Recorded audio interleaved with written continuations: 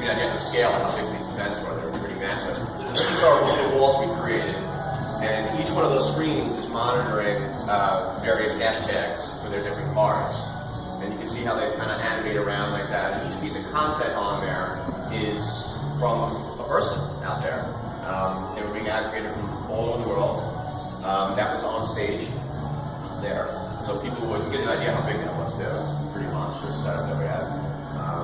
But all night long, people were just fascinated. You could see how everyone's phones up when they were performing, and people were just glued to this thing because everyone is used to seeing social on their little iPhone or Android phone, and now when it's just like, wow, there's this whole world of communication going on, and I'm a part of it, and I'm at this event, and I see my stuff in real time.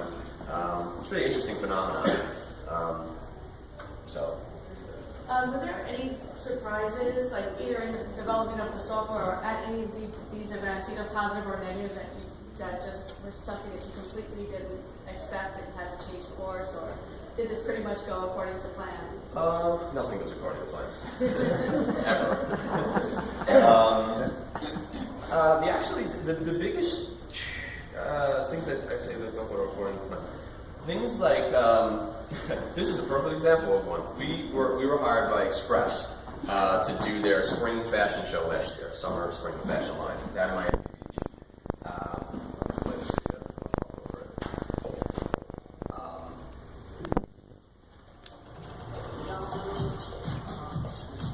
So this was cool. This was a side piece to the actual fashion show that was going on. So they had the runway show feed that they were giving to us. Again, you can see this is why a little bit of my video background plays into everything that I do. So we actually had cameras that were taking the live feed from the runway in addition to monitoring all the social for them.